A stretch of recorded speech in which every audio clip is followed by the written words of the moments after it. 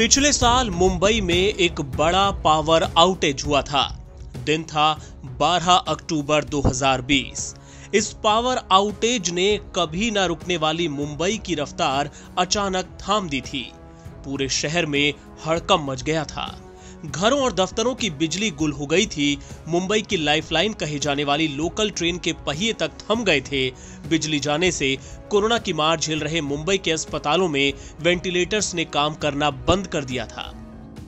अब अमेरिकी अखबार न्यूयॉर्क टाइम्स में छपी रिपोर्ट में दावा किया गया है कि मुंबई में हुए उस पावर आउटेज की वजह चीनी हैकर्स की तरफ से किया गया साइबर अटैक हो सकता है। रिपोर्ट में कहा गया है कि चीनी हैकर्स की फौज ने अक्टूबर में मात्र 5 दिनों के अंदर भारत के पावर ग्रिड, आईटी कंपनियों और बैंकिंग सेक्टर्स पर 40,500 बार साइबर अटैक किया था। रिपोर्ट में बताया गया कि गलवान घाटी में खूनी झड़प के बाद चीन के मालवेयर भारत में बिजली की आपूर्ति करने वाले सिस्टम में घुसने लगे।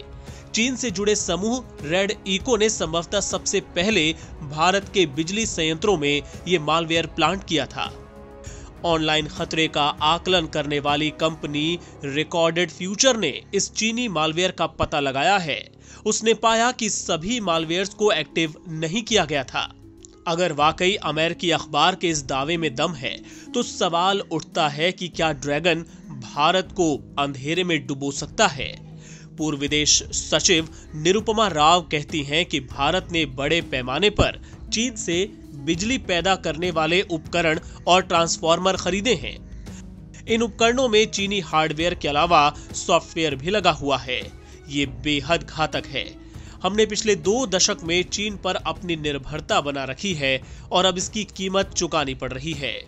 आज मेक इन इंडिया की जरूरत है।